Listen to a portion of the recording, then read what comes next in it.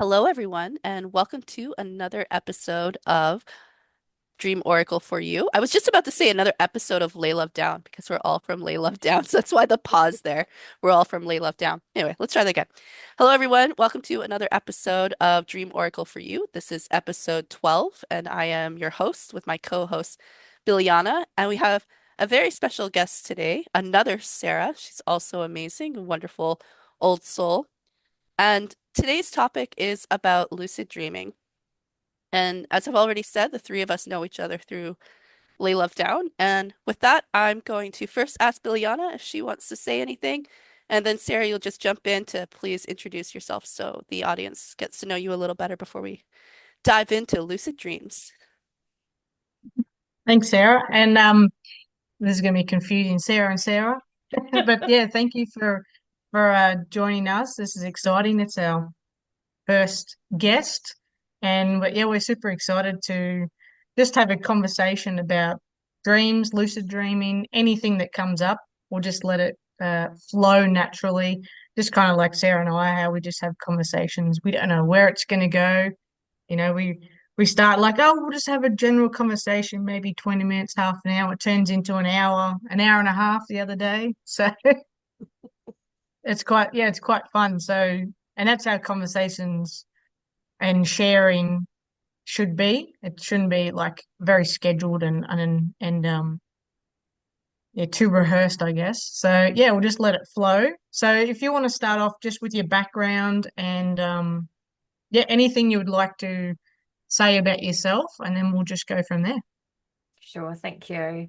So I'm Sarah Seagar, and it's interesting because this morning I was taking my dog for a walk, and I ended up talking to a woman who was a midwife, and so that was kind of called back to me. I was a midwife until 2020, which is really funny when you walk away from something, and when you finally kind of close the door on it, you you have the separation, and then having somebody from that space again and having a conversation brought it all back. So I was a midwife. And by 2020 I'd already started doing Bowen therapy and had a little clinic in my house, which is this. And I had been really on my spiritual journey. I think, yeah, I mean, people say their whole lives, right? I guess for me, it was from the age of about 19. I worked in a bookshop. I had a woman that I worked with who was really into New Age things. And that was I mean, I used New Age because that was the category of books in the shop, not because she had a particular set of beliefs. And it was around the time that the Celestine prophecy was out. So do you guys know that? Yeah. And Yeah, okay, it's this really James Redfield. It's this book that came out in the 90s, and it was really a sentinel book for a lot of people. Like it really switched a whole lot of people on who maybe hadn't been, I don't know, outwardly involved in their spiritual journey. But for me, it was, I'm sure it wasn't newly out when I read it. But it was with that, and with being in this bookshop space with this woman who had a lot of knowledge and was really open about sharing, as Trevor Wee says, the transfer of knowledge. And yeah, and I think that for me there were lots of things that started happening around that time. I used to sit there and do the whole rubbing my hands and watching the energy between them, and practicing all that stuff. um and so that was always a passion of mine. But I have to say, as much as I was kind of delving into it from about 2016, again with the working hands-on with people, um, yeah, Rachel Warren's course really cemented a whole lot of things for me, because I was just thinking about this too, and it's so good. Um, I had this period of time about 2008 to 2012 where I kept thinking, how much of the natural world is giving us messages? Hmm. Like when I see a bird, I'm always thinking, there's a reason I'm seeing this bird, like I'm having a conversation with nature. And I remember talking to a friend who was a psychic and saying to her, like, what is the balance there? Like, I realize that the whole world is just not for me. But now I'm actually kind of thinking, well, you are the center of your own little toroidal field, so there is that. Um, but Oh, we lost Billiana. yeah, I know we've lost Billy. She's disappeared Yeah. into her own toroidal field. Yeah, it was like just as you said that too. If you don't mind, we'll just pause Just pause. and Yeah. and wait for her. I can kind of probably cut it out if necessary or Yeah, no uh problem. yeah. I mean, yeah. I might just say this when Billiana gets back so it's in the whole episode because I'll just probably cut out with her. Oh, she's back. Here Never she mind. is. Hey. Welcome Oh, back. What is sorry it? about that. You No, disappeared into your own toroidal field. My whole internet disconnected. So yeah. Well, you've been saying it's been giving you trouble lately, so uh yeah.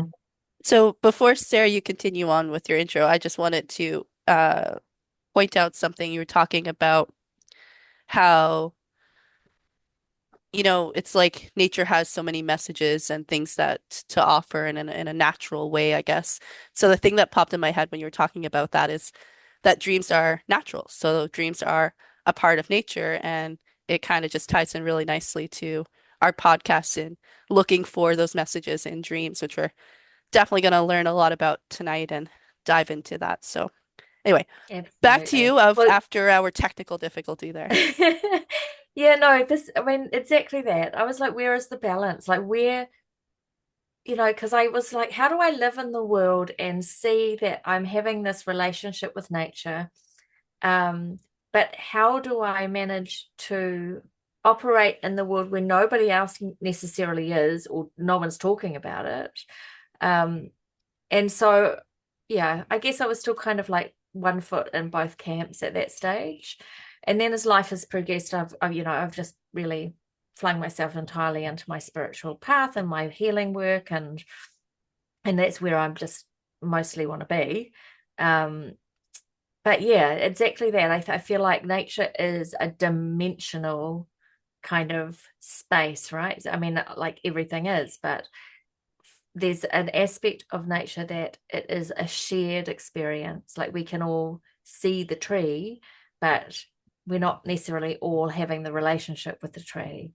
Um, but yeah, so I guess in that sense, it does tie into then the sleep space, and so in 2020 I started doing the lucid dreaming course with David Wilcock, which I'd mentioned to you, Sarah. And that was because literally I was like, well, we've got nothing else to do. I may as well do these courses while I can. And that was a really interesting experience, and it really opened the door for me to, I'd always been obsessed with dreams. Like all the men in our family or around our family just don't want to be anywhere near the girls when we wake up in the morning, because there's just this constant like, oh my God, I had this dream last night. That's beautiful. That's awesome. Yeah, so it added more in there. And I see sleep time as such a really important space to protect and try and be intentional about. Especially over that last 4-year period. There's been, I think, for most of that, I felt like I had to be in the battle. I had to use that time to do exactly what needed to be done to try and like get things on the right course. But more and more lately, I've been using my dream time to actually rest, and that has been a nice thing. It's not always what goes on. There's a lot of teaching, I think, but resting is good too. Yeah, absolutely. Do you have like a routine in how when you pay attention to see what messages are coming through, do you have like a routine in how you deal with that? Yeah, I do. The way David Wilcock taught it was that you would set the intention, and one of the things you would say to set yourself up for lucid dreaming was, um, tonight when I'm dreaming, I wish to recognize I wish to remember to recognize that I am dreaming. Also, tonight when I'm sleeping, I wish to remember to recognize that I am dreaming. And so that was kind of the first bit before you went to sleep. And then when you were aware that you were dreaming, the next bit was to look at your hands in your dream, because that would kind of bring a certain physicality into it. So I tweaked all of that. And mine, and Judy Satori, who's this amazing light worker lady who's going to be presenting at the Cosmic Consciousness course conference this solstice with Rachel. She taught us to do this kind of anti-clockwise over your third eye. You would state your intention for sleeping before you went to sleep. So I started doing, tonight when I am sleeping, I wish to remember to recognize that I am dreaming, and I wish to work with all of my team to do God's work. And that way I felt like I was calling in my protection, because my team's my protection as well, and also setting the intention that we're going to do what needs to be done while we're sleeping. So that still is, because it's quite wordy, I've dropped the Wilcock bit. I tend to stick with, tonight when I'm sleeping, I wish to work with all my team and do God's work. And that's, sometimes I'll change God to love. I always have this total internal struggle about the God love thing. I'm like, God is love, love is God, that's fine. But yeah, so that's kind of what I do. And within the dream space, I think I'm relinquishing the feeling of needing control in there anymore. So at the moment I'm feeling quite relaxed about my sleeping. Oh, that's absolutely beautiful. Billiana, do you have anything to comment? Yeah, of course. Like you mentioned the intention, and we've been talking about this, and I'm a super like excited believer on intention, like with anything in your life. And I suppose like when you say about God and the words you use, it's your intention in behind those words. So it can only have the meaning that you put to it. Like, doesn't matter what other people think that means. It's your intention in that. So yeah, you can say whatever you like, but if it's the right intention for you, then yeah, that's the whole point of it. Like it's individual. And like the Sarah and I, we've been talking about, certain codes and stuff like that. And she's given me some really good ones, just helping with certain things. And then you can simplify it, like you have, Sarah. You've simplified something that you've been given a tool, and then you can, adapt it to yourself, because you got to connect with it. Mm. So yeah.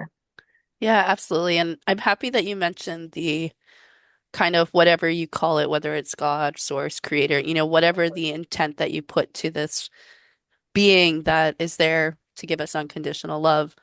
I really like that you mentioned how it's what your own intent is to that and doesn't matter what somebody else thinks. And I can't help but think you were reading my mind a little bit because when Sarah said God, I was just in my head, I'm like, I don't like using the word God just because it's connected to so many religions that have been infiltrated. And so for me, the word God has been kind of blemished a little bit. I still call it creator, I call it the source.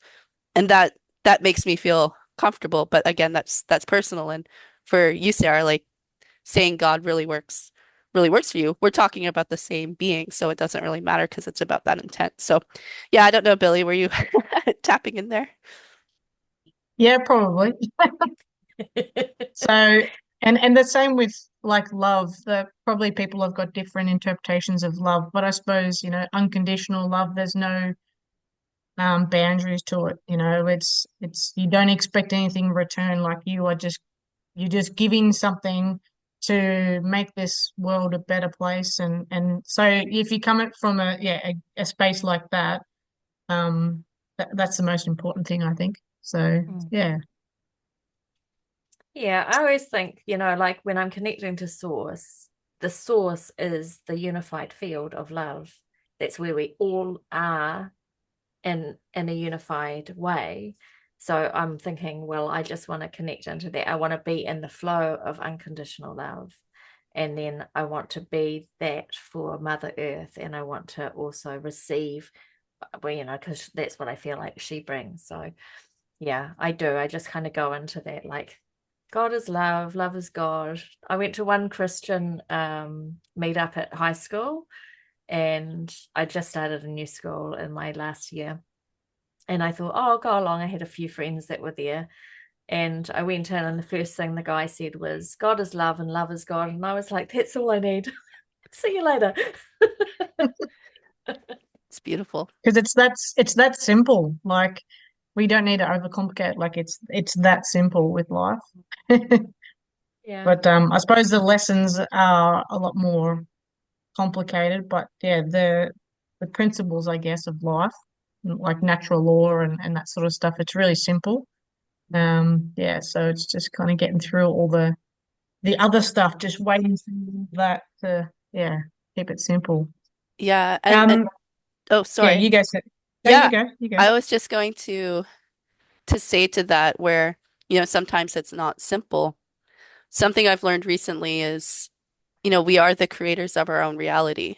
And if we want something to be simple, if we want the lessons to be easy, to be fun, to be loving, to be simple, effortless, all you have to do is ask and put the intent out and sit back and watch what happens. Yeah. I think that's a really good point because we're working when we do that, we are actually speaking into the same space where dreams happen, right? So, it's like in a waking conscious way, putting that intention there is speaking into that space where we are creatively manifesting. Yeah, Yeah. beautiful. I love how you brought it into the dreams. I know Billiana is really good. Sometimes I'll go off on a tangent and Billiana brings us back to center topic. And I like how you just did the same thing as well. So you guys make a great duo for our podcast.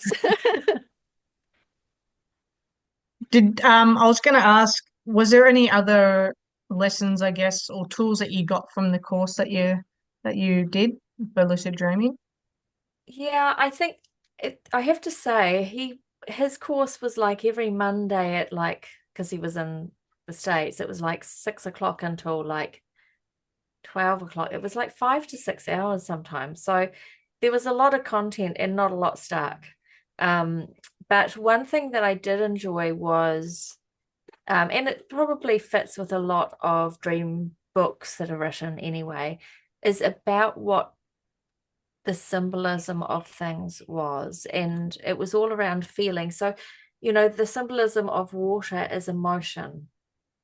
And the symbolism of animals or small children was like a god creature, a creature that is basically you in your most godly form looking back at you. So, but like having that connection into that source energy.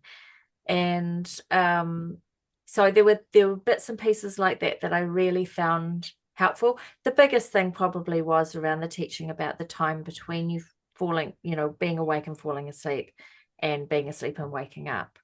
And that was definitely where all my work went into, was doing that journaling, because I started to realize that I was getting an awful lot more information if I really paid attention to that.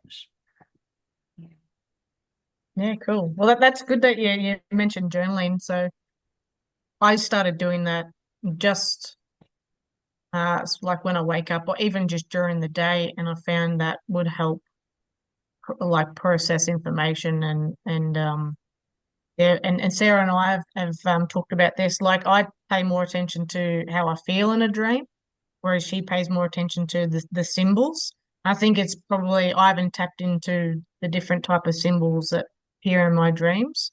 What's Mhm. your thoughts on that, or what do you experience when I you think dream? it's just a blend, because Yeah. whatever I'm seeing is what I noticed really quickly was that what I was seeing was not what I was feeling. Mm, And so what I was seeing sometimes did not seem, if I was really awake to it, didn't make any sense for what I was actually hearing or feeling in the dream space.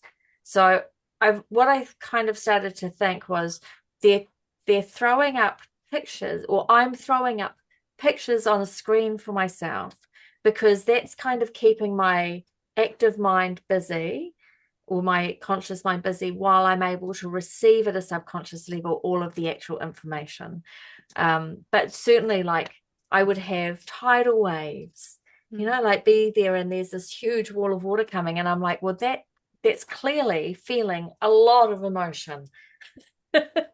And seeing very strange creatures, like really creatures that I've never seen in the world, seeing that and going, okay, but that's again, what an amazing thing. It was never, it was how you felt about it, but often the feeling was an awe feeling rather than a fear or a, yeah, connection even. It was sometimes just this amazement about these things. So yeah, it's a real blend.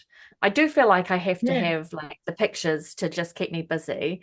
And they certainly inform, like, I know where I am. Like I was saying to Sarah, I have a lot of dreams still where I'm in Newfoundland, and um what's going on isn't necessarily about anything to do with when I was there or people there, but it's like the setting, it's like a sentinel space for me.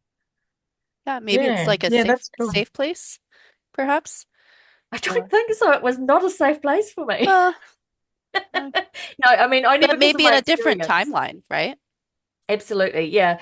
But yeah, I do think there's a reason why I was there, and I mean my children, their father's from there, right? So um and I did have a really lovely association with it, but my last experience there was definitely the most unsafe I've ever felt in the world. Like I felt like I was having the psychic attack and the very physical attack of like the threat of having my children removed from me and being forced out of the country. So it wasn't feeling so safe. No, But I no. think that's why I've had to go back so often. Is to feel safe or to deal To with the to energy there. to put that to rest. Yeah, I think there was a point where it started to not be a place of anxiety in my dreams. It started to be a place where I could revisit things that I missed or I really enjoyed or people I loved. Yeah, yeah, it's beautiful. It's not necessarily related directly to what you're talking about, but it came up when you talked about a big wave coming. And before my spiritual journey, I very much lived in a lot of fear and anxiety. And throughout pretty much all of my 20s, a recurring dream theme for me would be to see a tornado, be running away from a tornado. And I really associated a tornado being kind of a representation of my fear and anxiety. And when I decided that I didn't want to live that way anymore, I started to notice a change. So tornadoes have been showing up in my dreams for like the last year, but they've been showing up more differently without that sort of fear. It changed from seeing tornadoes, seeing them coming, running away, to being like, okay, everybody, this is where we have to go. This is going to be the safest place in the house, and like kind of herding people to it. A- And the most recent one, which probably was several months ago now, was that I just embraced it. Like the tornado, I'm just like, just come. And it just like washed over me. I was fine. I didn't like wake up or anything like that. So I like to think that that was kind of me really releasing all of the anxiety and the fear that I lived with for a long time. Yeah, that's awesome. I'm just going to close my door because my dog is doing terrible things to my doorway and I'm not sure if it's noisy.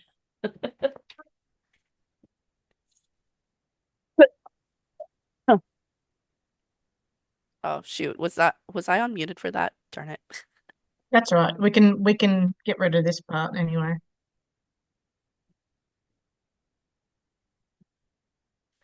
Sorry. That's all right. All good. I wanted to ask, like if there's people out there, because we want to give people some inspiration, motivation, and tools to help them understand their dreams, but with yourself, like understanding lucid dreaming and people that are starting to get into understanding their dreams, do you have any tools into like the ones you've mentioned before of how you can start kind of lucid dreaming or like how you approached it? I think I feel like I'm a really bad student. Like I don't follow rules.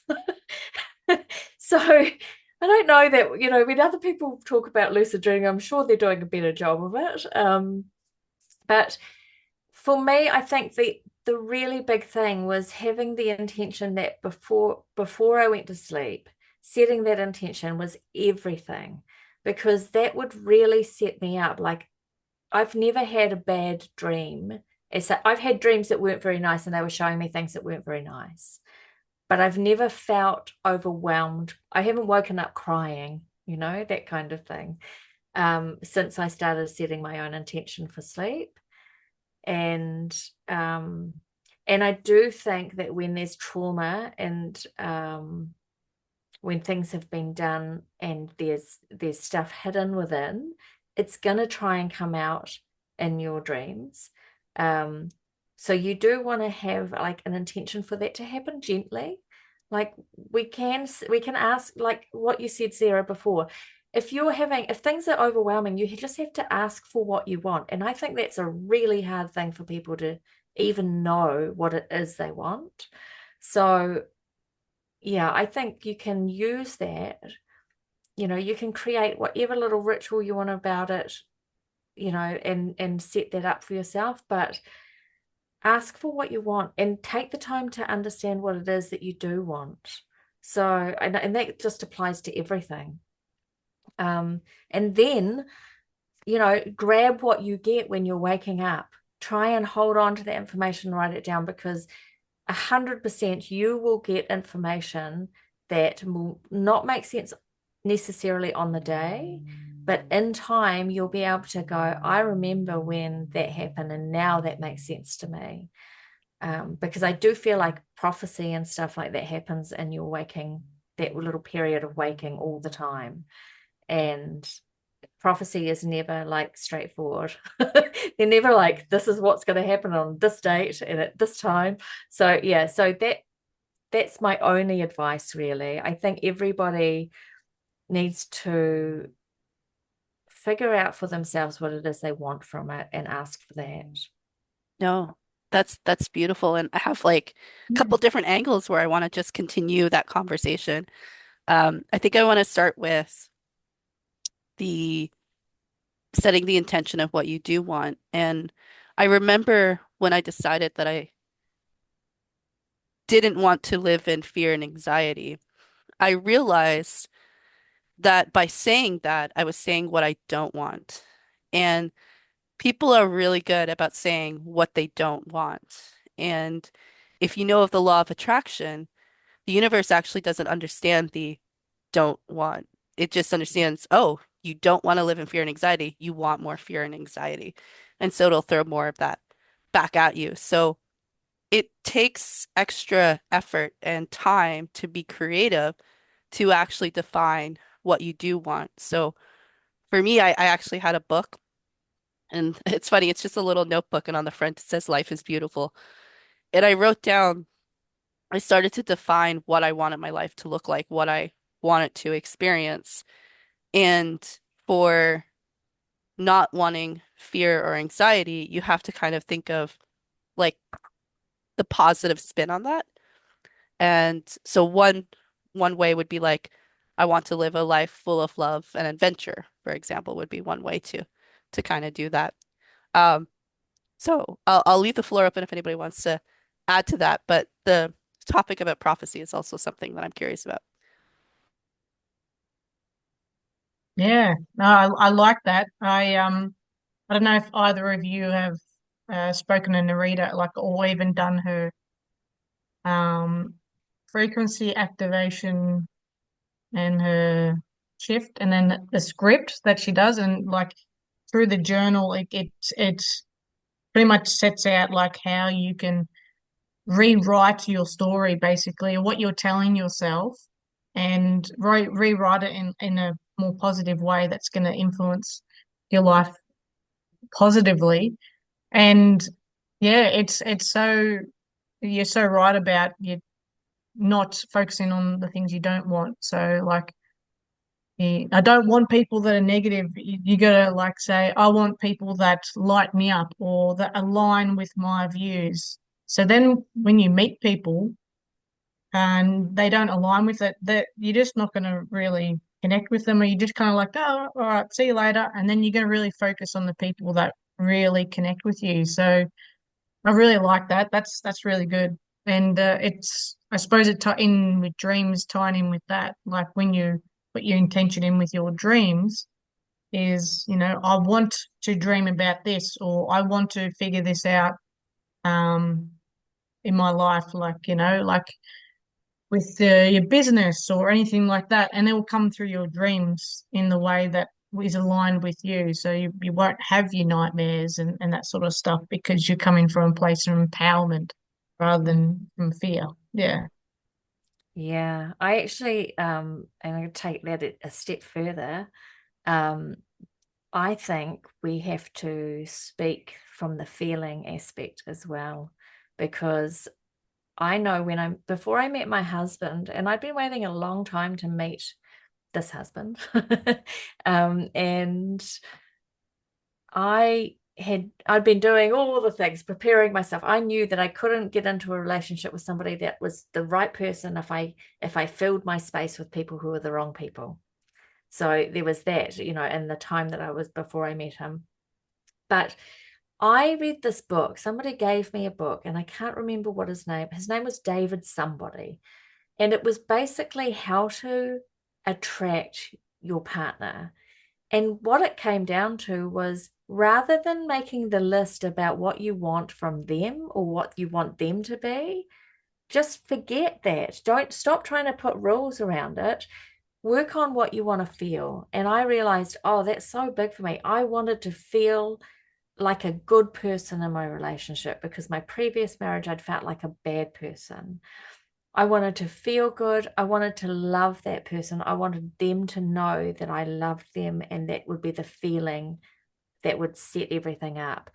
Um, yeah, and I wanted to be kind, and I wanted to be happy, like I wanted to feel all of those things. And I'd say that you can take that again into that space, is go that step further, because when we talk about what we want, sometimes we're still being quite cerebral about it.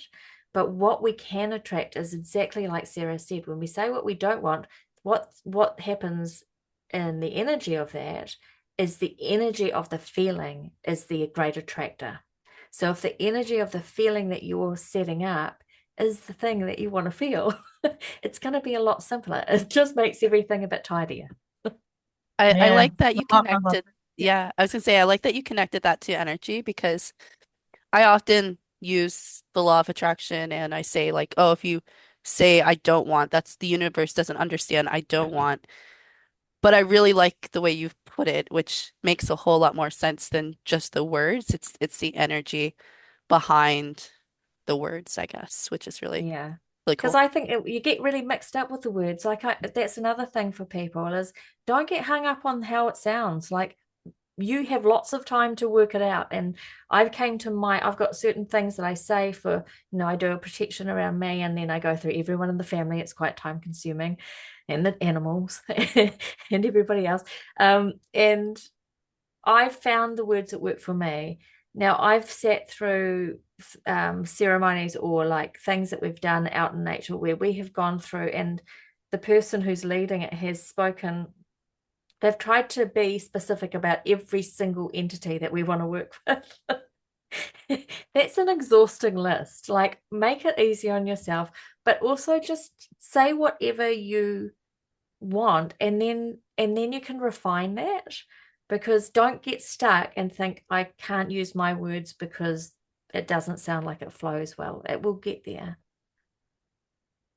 Yeah. 100% I agree. Yeah. Yeah. It's all about feeling. Yeah, it's can't be like you got to use both parts of your brain and your heart. They got to work together. It's not one more than the other. Like you can live in a space of like in your heart space, but then you need to use your logic brain and then put things into action. So it's all connected. So yeah, I definitely agree with that 100%. So yeah.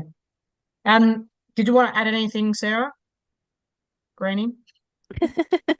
No, I think that ties up nicely, being defining what we want and making sure that we don't get hung up on the words behind it, that we would really focus on the energy and the intent. And I really like how like there was one thought put into the virtual room and then there was another layer added and then another layer added. And I think that's the beauty of having more than one person in a conversation. It just makes for more wisdom to come through. And hopefully our listeners are appreciating the vast amount of knowledge and wisdom that's coming through today.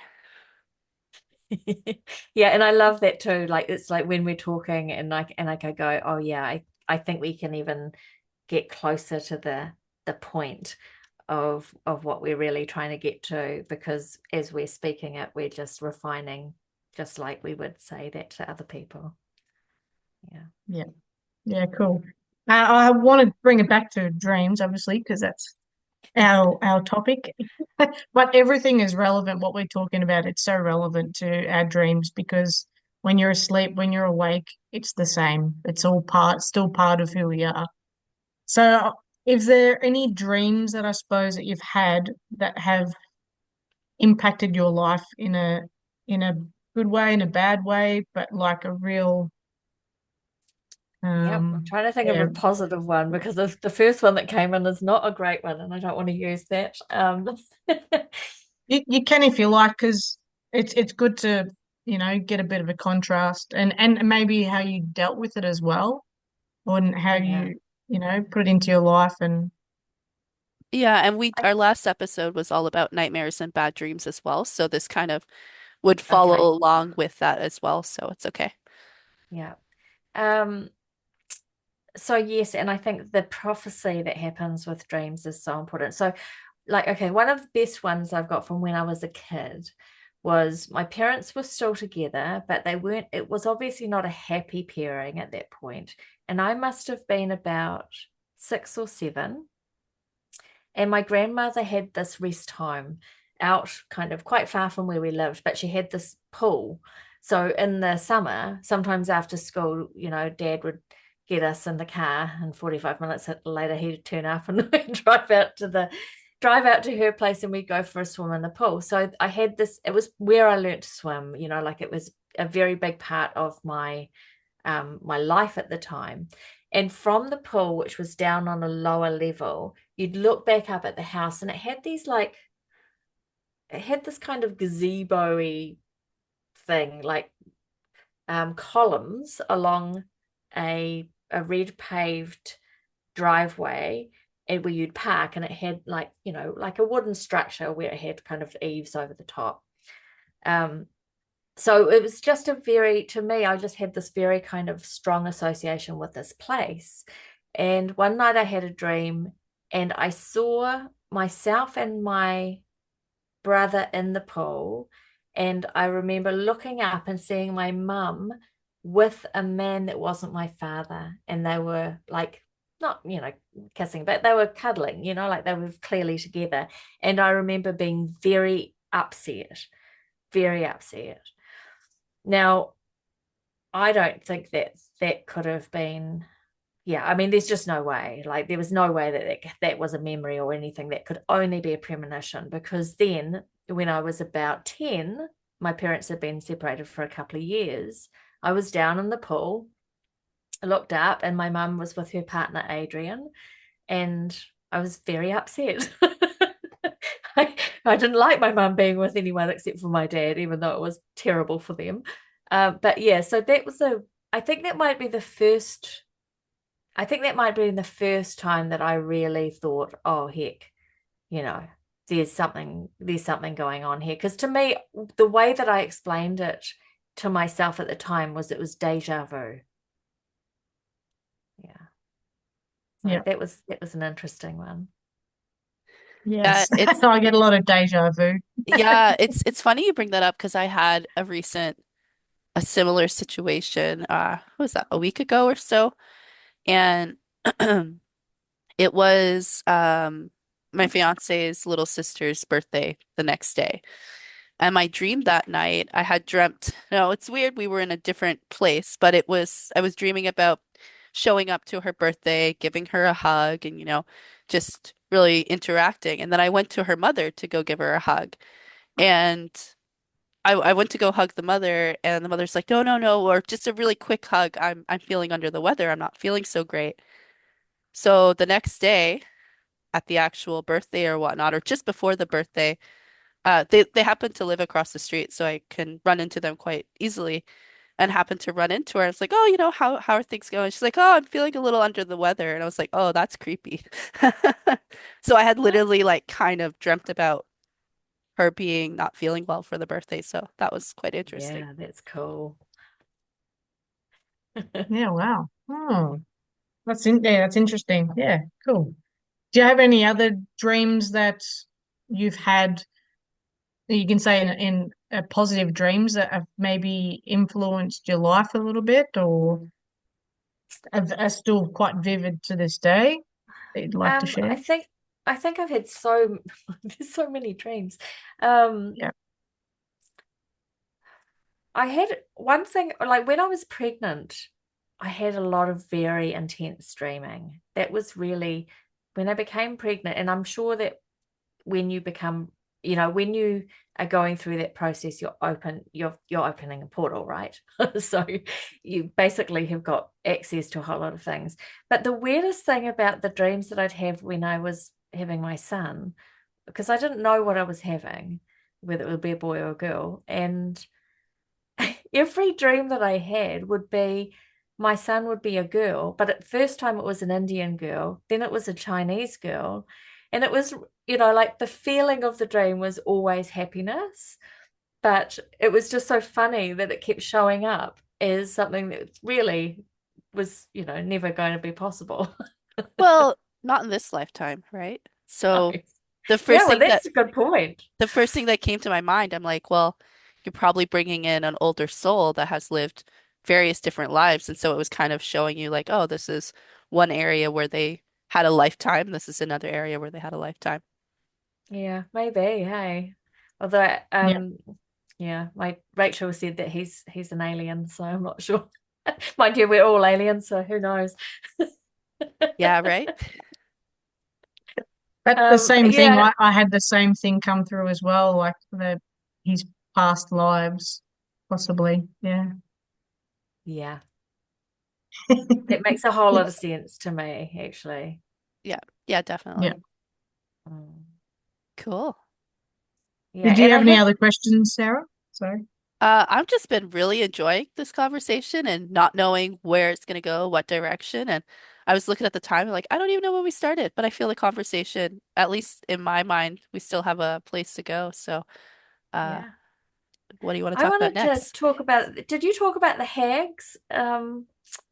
We, Because we had that conversation last week, and did you yeah, talk about hags? we didn't bring up the hags about in the, uh, in, because our plan with the episodes were Billiana and I would just have kind of a introduction to nightmares and lucid dreams, just kind of give background. And then the idea is to have a guest on for the various topics Mm. to dive a little bit more deep in it. So the hag would probably come up in our next episode. We're gonna have my fiance on to talk about nightmares, and he has had a lot of nightmares that he still remembers from like childhood and whatnot. So that's a Mm. teaser for our next episode. But I mean, if you want to talk about the hag, go for it. I haven't done any research on it. Oh, did we talk about it briefly in the last episode? Yeah, we did. We talked about it when we were speaking. No, but I think Um, Billiana and I did too, because I remember you Googled it, right? Or was that with you, Sarah? Oh my gosh, I'm confused now. So many conversations, but I think it was um after the recording I looked it up and I found like the folklore thing on it and yeah, just read a little bit about it. So Yeah, mm, that's right, because we ended up talking after the recording. Yeah, okay, that's cool. okay. Well, I'll leave that one and let you guys because I think that is a fascinating topic because it's a very old way of making an association that lots of people lots of people experience the same thing. But yeah, bad dreams. I have, like I think for years I had bad dreams, but bad dreams, that was when I was young. I would call them a bad dream. Now I would not have a dream where I'd ever call it a bad dream because I'm like, it's giving you something.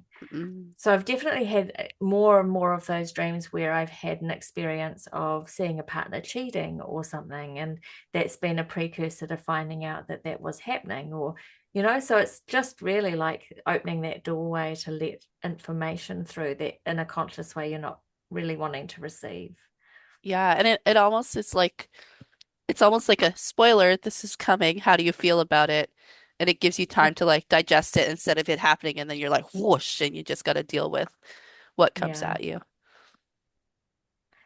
Yeah, The other cool. thing I think is the jumping, the for me, the falling in Oh dreams. yeah.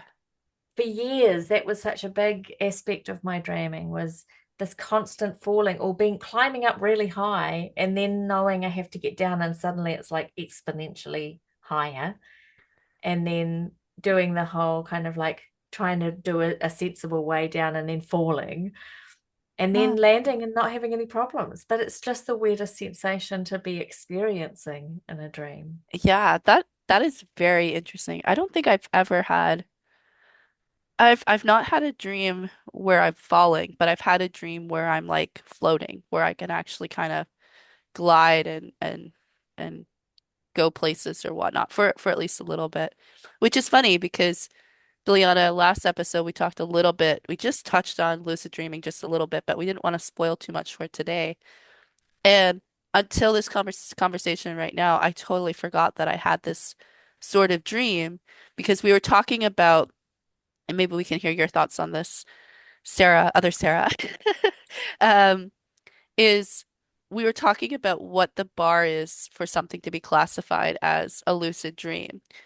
And I had a misunderstanding where I thought that you had to have complete control in your dream and like actually being able to manipulate and move around. But supposedly lucid dreaming is really just recognizing that you're dreaming and that's kind of the bar. But yeah, I had a dream where I could control and I could float around and it was kind of cool. That sounds awesome. yeah, because we just yeah, you go, Sarah. Yeah. Sorry, I was just going to say for me that the lucid dreaming is really about conscious awareness in a dreaming space. And I feel like once you start to establish that, you just go into it whenever you want to. Yeah, Yeah. pretty much, which I think we had established for me. Because I was like, well, if the bar is that I need to have control, then that doesn't happen very often. But if the bar is just that I need to be aware that I'm dreaming, I pretty much do that every night at this stage because I've been focusing so much on it. And to reiterate, so a factoid from our last episode, it talked about how when it comes to dreaming or perhaps anything in your life, it takes time to like rewire the brain and for the psychology to kind of sit into place. So ha setting the intention to lucid dream, you might not do it right away, but it really needs time, upwards of like 6 weeks to really program that into to doing that. So Yeah. Yeah, and that's so true. I think a lot of people do lucid dream, but I just don't think they recognize it. And I suppose just calling it lucid dreaming, it helps people just put a name to it and recognize what they're doing. And I suppose then go and doing your own research and that sort of thing. Do you have any resources or is there any books or people that you listen to about dreaming and I read a book by symbolism or Carlos anything? Castaneda, which was The Art of Dreaming. Yep. And it's a really interesting book. Now, it doesn't mean that I've had those experiences because it's a pretty far out book. Um, but there's a lot of things that I recognized when he spoke of different aspects of dreaming. So there's one thing that he talks about. I can't remember what the term that he used was, but basically he was going through his shamanic training and he talks about going out and having these basically having these entities will turn up and they'll try and co-opt your dream and they'll try and take you and invite you into a space where they get to basically control the dream for you, control the energy of that dream. So I suppose if we're speaking about, we talk about Loosh and how the dark entities of the world use our harvest our energy as Loosh. It was very much like that in a dream space where they'd show up as in a certain way, maybe sometimes quite in an innocent form, and then they'd almost kind of get you to carry on. Oh, we've lost her again. Yeah, yeah. I'm gonna cut this part out, but as I said about interference today, and Yeah, I'm sure it's no coincidence that it happened just as you started talking about that. yeah, absolutely. This is definitely the most open we've been in our dream space or in our episodes about things more than just dreams and their messages. So talking about these other realms and possibilities is definitely next level for our listeners. So maybe we'll get more listeners this way. Who knows? And welcome back, Biliana. Definitely some technical difficulties are affecting us tonight, but we're glad that you're able to come back and we can continue the conversation. Yeah, Yeah, for sure. talk about little entities popping in and trying to co-opt the experience. Oh, knocking things around. Yeah, yeah. Um, yeah, that was an interesting. It was a very interesting book, and I think you can also get it as an audiobook. Um, but I wonder. A lot of people, when I tried to talk to them about that, that didn't really compute. Hmm. Um, I suppose for me it was that I found it at the right time for me. Right, right, for sure. Yeah, and I mean, there's definitely different levels on this journey that people are going to be at, and some things are going to really resonate with some people and not resonate with others, just kind of depending at what point on what checkpoint they're on at the road, you know. If you've Mm, got just believing or recognizing, you know, there's something bigger than the reality we currently live in and the world we kind of live in, that's like maybe checkpoint one, and then checkpoint like, you know, way down the road is, you know, interdimensions, the concept of reincarnation and soul families and, you know, mm, different entities out there that can influence basically the entire metaphysical realm that we don't see.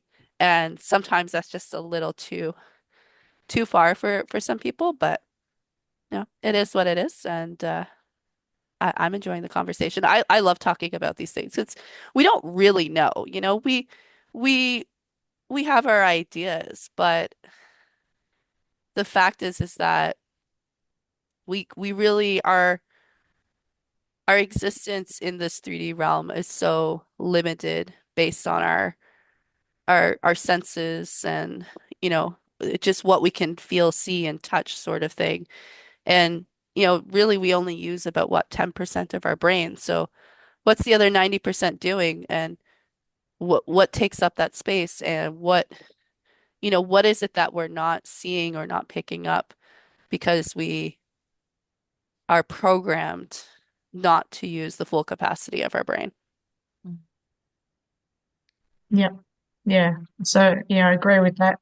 And I think it comes down to, us having this conversation and reading books and different resources.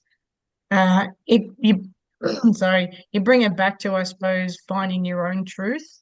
And I think that's the only way to navigate yourself with your waking life and your dreams is to find your own truth because everyone has their own perspective and your truth changes the more you grow and learn. So not being kind of stuck with something and knowing that that is it and you be open to learning more. Like say we're talking about all these different things and as you and I, Sarah, will grow with all the things that we're learning with dreams and stuff, we'll talk about different things. We'll drop little bits and pieces and stuff, and that's how it's supposed to be. You know, it's not forcing anything on anyone and just letting people make up their own mind in their own time.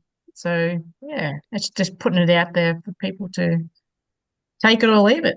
Yeah, definitely. That really resonates with me. And I was having conversation yesterday with Narita and kind of talking about how, well, for one, Lay Love Down has really brought together people like-minded individuals. And I know for myself in the last year, a, a lot of the stuff we're talking about tonight, I could never talk about with anybody in my like actual reality circle. It might be a little out there for them. Um, but Narita's podcasts and other podcasts like Narita's have really been a way, and also Lay Love Down have been a way to allow you to realize, one, you're not crazy when you're having these sorts of thoughts and ideas and things come to you, that there are other people who also experience those things or believe in it. So if, one person experiencing it, okay, maybe there's a question of sanity. But, the more you listen and then suddenly, there's more than 10 people that you know in this space that are all saying sort of the same things, you really start to realize, okay, there's no way that we're all crazy. And yeah, so I don't know where I was going on a tangent there, but I guess to sum up, it's just, you know, this this podcast I know has a lot of potential. And I know that we're talking about things that aren't necessarily as openly talked about when it comes to the reality of dreams. And if this episode isn't for everybody, that's okay. It's naturally coming out for us, so it's meant to come out and it will reach the people that it needs to reach at the right time. Just like I know for me, Narita's podcast and other podcasts that I've listened to, at a particular point in my learning and my journey, episodes were dropping like and it actually became kind of a game for me where I would be scrolling through, because I came across Narita's podcast. I don't know how many episodes she's put out, hundreds of episodes, I think. And I definitely didn't know about the podcast, when it first started. And it became a point where I found her podcast when I needed it. And it would be a game for me where I would just kind of scroll through the list and be like, okay, source, is there an episode in here that I need to hear right now or that's going to help me along my journey? And I would kind of just scroll until, intuition speaks. And it's like this episode, this is what you're now ready for. And now this episode and then that episode. And so I think it's going to be hopefully something similar Yeah. with our podcast that, you know, um the early 20-minute sound bites were just dipping the toe into two dreams and now we're just evolving and putting it all out there for those who need to hear this conversation, they will hear the conversation. Do you Yeah. have anything to add, Sarah? I was just thinking when you were speaking before about, I was thinking about how dreams, when you have, if you're living a life where life is happening to you, your dream space is also going to feel like it's happening to you.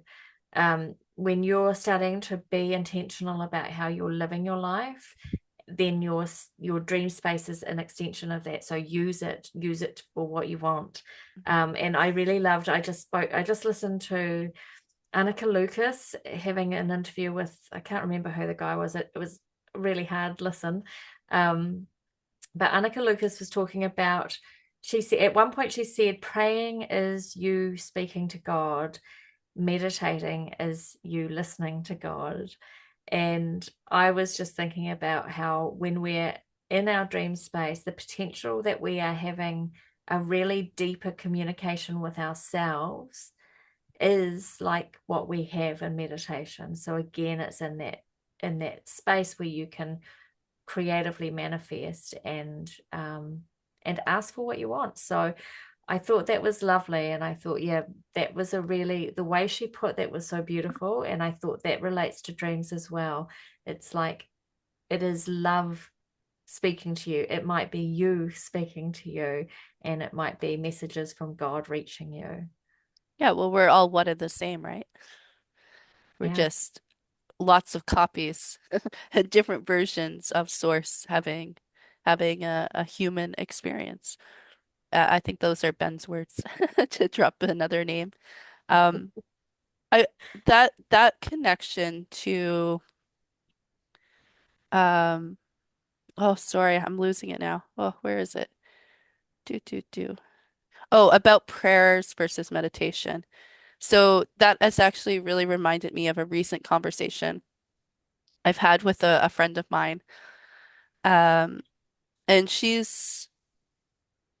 very much follows the Bible and is, goes to church and Christian and all of that. And it's really interesting to have conversations with her because we both love and respect each other on such a level that it doesn't matter that, I'm into spirituality and she follows an organized religion. There's a lot of crossover between the two, and we're able to kind of take like, okay, well, this is how I think about it, and this is how I think about it, and look for the overlap and come together.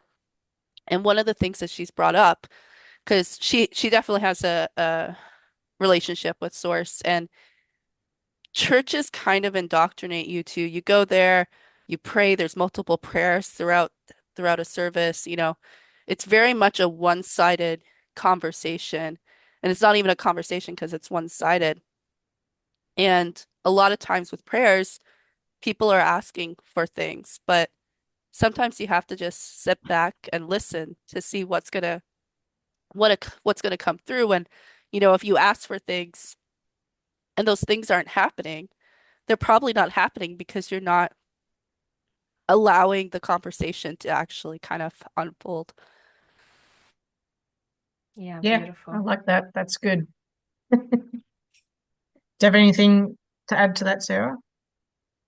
No, I think I was just thinking about when I was young and I had a dalliance with religion. And so I would go to different churches. And I mean, I was about 13 or 14. Um, what I loved about it was that I loved sitting in a space where some really big concepts were being opened up in a conversation where that wasn't happening anywhere else in my life. And I would say that as much as I can see that there was probably an element of trying to create like a like a thought police kind of thing, like where you all kind of think in a certain way. I think that most people in a congregation will be sitting there and they'll take an inspiration from something that's being set up at the pulpit. And really, they're just daydreaming about on a tangent of what really that brings up for them. So I was like, yeah, maybe that's, the same kind of concept is that it doesn't, like you said, it doesn't matter where you're getting your inspiration, but there's always a point of agreement. Yeah.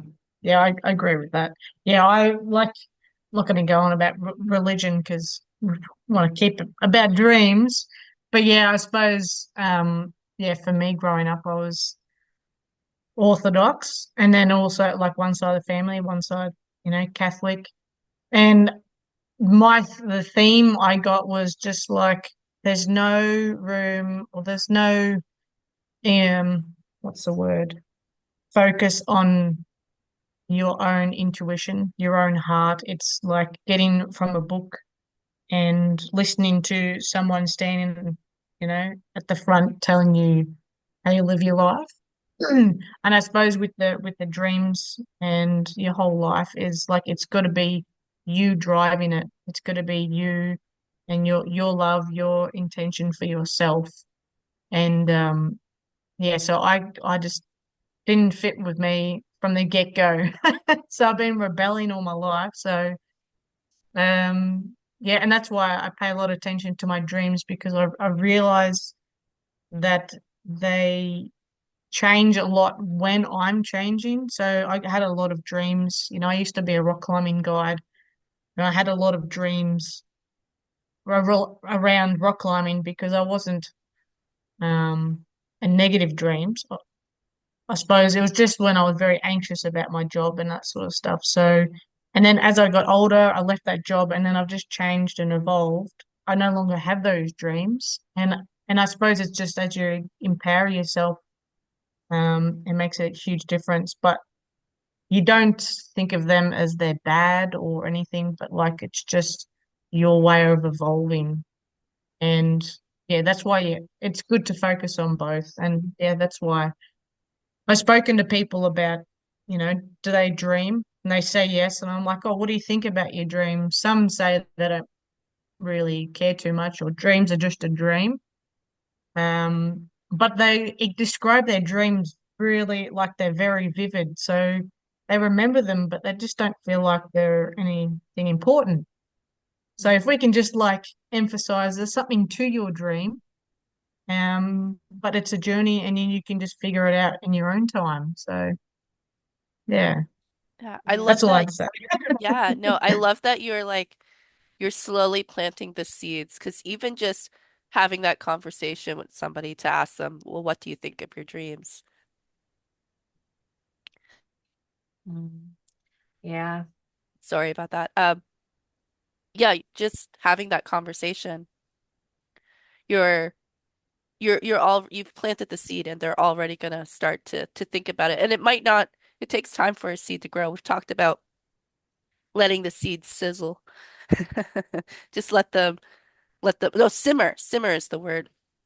With this Yeah, whole conversation about simmer versus I forget what word I had used, but anyway, um, yeah, it'll take time for seeds to grow, and it may be months down the road, but you're to bring Narita's podcast in it. You're making a rock in the ripple, Billiana, with just having those conversations, and I think that's really beautiful that you're doing that. So awesome. yeah, yeah. And I spoke collectively with everyone that's doing this sort of thing, and not just with dreams, but like with you, Sarah, what you do, and lay love down, and yeah, like even talking to my mum, and I just mentioned I'd love to write a kids book, like even Sarah and I maybe write a book for the children about their dreams and using their intuition and following that gut feeling.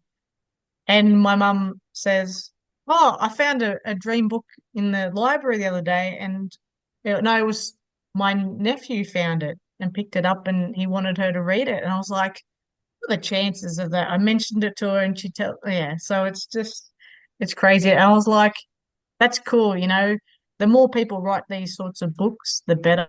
Like, there's no competition or anything like that. It's just like flood everyone with all this good stuff, the true knowledgeable, skills and all these sorts of things, the better for the world. So yeah. Yeah, no, that's really cool that that came up for you. But now I'm like a little bit of um what's the word? I don't know what the word is, but there's a part of me that's like, I wonder what that dream book is actually saying. And is it actually leading on the intuition, or is it, some sort of programming that's shutting down that sort of thing? So it's obviously Possibly. for us, we want the opposite of, programming. We want it to be more about being heart-centered and following your Yeah. intuition. So it's definitely good for us to do some research to know what's out there and then find how it is that we can fit into it. But yeah, big, big things to come from Billiana and Sarah with Dream Oracle for you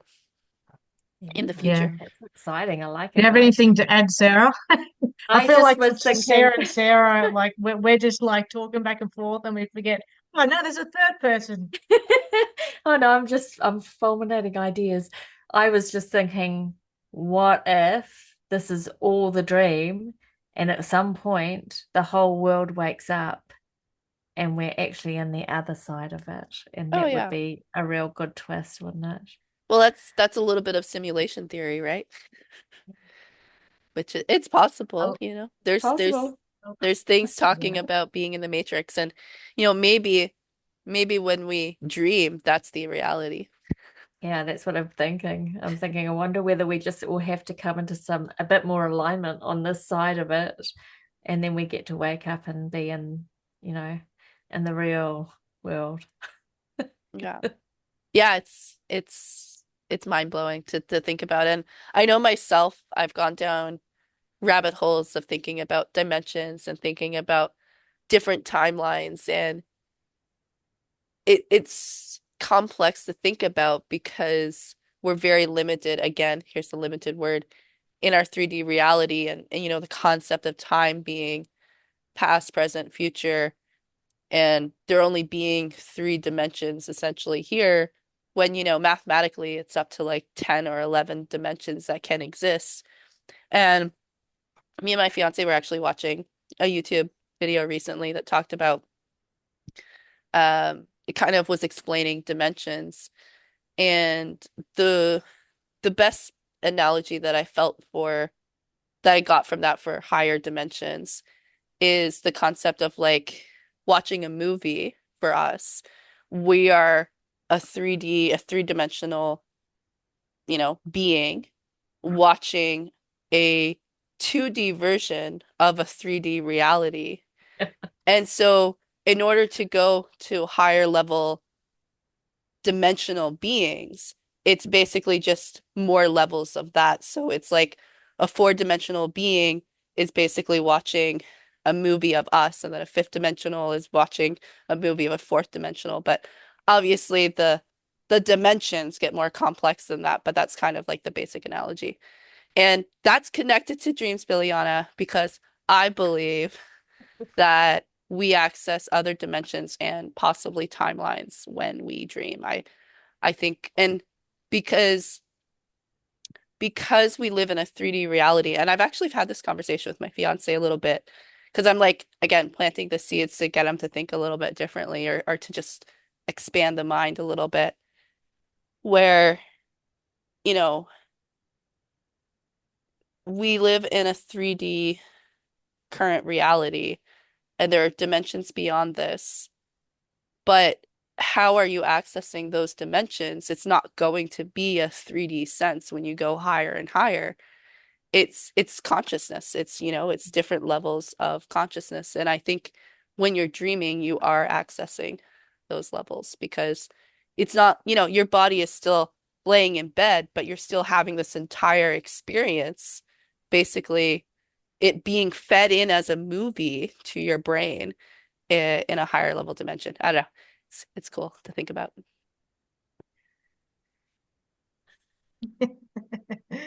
No, it's good. That's why you have these conversations to ponder all these. We don't know it all, and unless you study it for a long period of time, but you might end up just being in one part of your brain, like you're just studying it logically. So these conversations. I love them. So yeah, you'll say like one line and you'll be like, ding, and you'll be on a tangent, and then the rest of the day you like go and research something, or yeah. So it's good. I love it.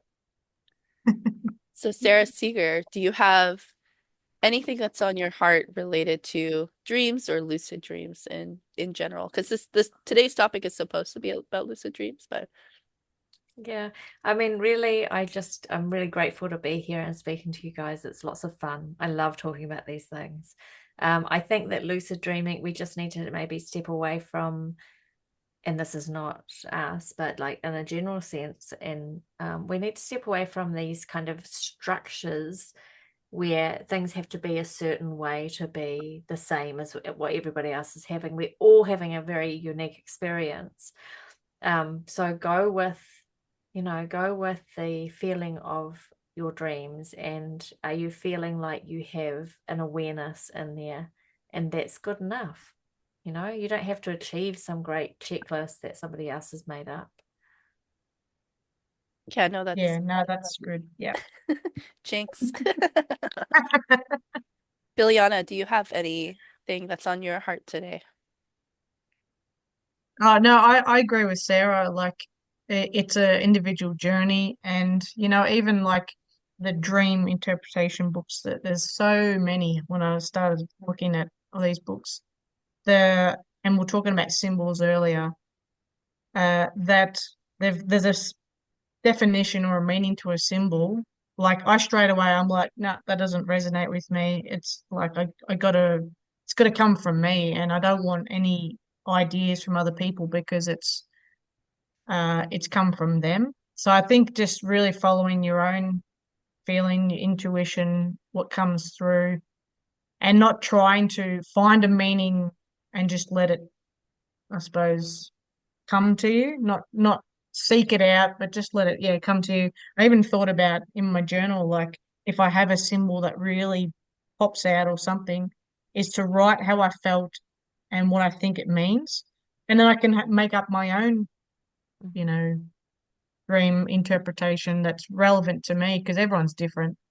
So, yeah, Yeah, no, that's great. That's a good place to leave it, I think, unless somebody has something else they want to add to the today's conversation. I think we've covered a lot of ground, as we always do in these episodes, and a lot of different angles, come keep centering back to dreams and lucid dreaming, but it's really beautiful to have this conversation, to be able to share our thoughts, our experiences, and just kind of bounce from one place to the other, but have a general topic to guide us. And I really appreciate, Sarah, you taking the time today to be here, be our first guest on our podcast, to really set the bar for future guests to come on, and just getting the ball rolling with our podcast. And this is now 2 episodes in 1 week, which is record for us. So we're really excited that you came on and just shared your As an experiences honor. with Thank us. you.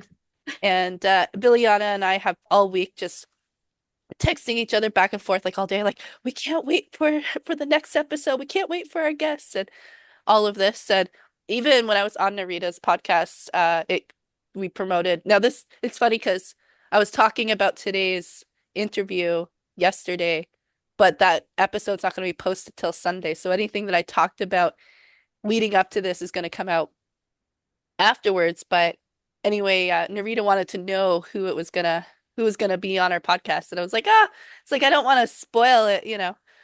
So I ended up just like sending her a text as to who it was, and she's like, "Oh, that's awesome! Really looking forward to that." So, yeah. So I guess thank you to all of our listeners who have been with us, who keep returning. Thank you to our new listeners who joined the conversation. If you would like to tell us about your dreams, have them interpreted, you can reach out to us at dreamoracleforyou@gmail.com. You can find us on Telegram, Instagram, YouTube, Spotify, all Dream Oracle for You. And I don't really have anything else to say, but just to thank you to all of our listeners so far. And we're looking forward to where the future of this podcast goes. And with that, everyone, just please keep on dreaming.